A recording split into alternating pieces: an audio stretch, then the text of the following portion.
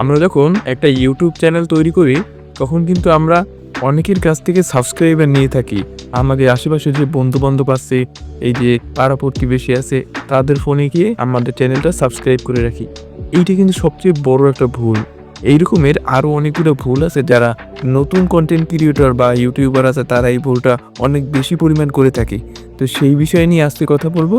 তো ভিডিওটি না টেনে সম্পূর্ণ দেখতে থাকুন। আর আমার চ্যানেলটি যারা নতুন আছে চ্যানেলটি সাবস্ক্রাইব করে দিন। তো চলেন ভিডিওটি শুরু করি। নাম্বার 1, আমরা চ্যানেল তৈরি করার আগে সর্বপ্রথমে যে ভুলটা করি সেটা হলো ক্যাটাগরি সিলেক্ট করা। আমরা কিন্তু কোন ক্যাটাগরি ভিডিও বানাবো সেটা প্রথমত জানি না।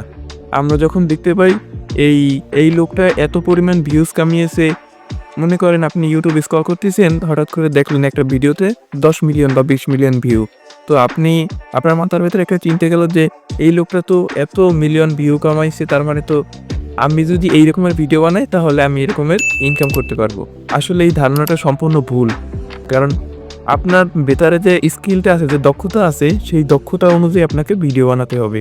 যদি আপনার ভেতরে টেকনোলজি সম্পর্কিত ধারণা থাকে তাহলে আপনি টেকনোলজি সম্পর্কিত ভিডিও বানাতে পারেন।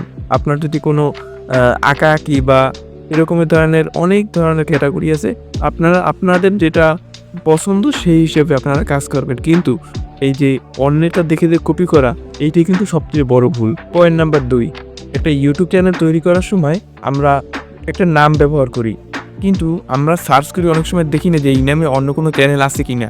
আপনি কি জানেন, আপনি যে নামে চ্যানেলটা খুলতেছেন এই নামে যদি অন্য কোনো চ্যানেল থেকে থাকে তাহলে কিন্তু আপনার চ্যানেলটা ভেরিফাই হবে না।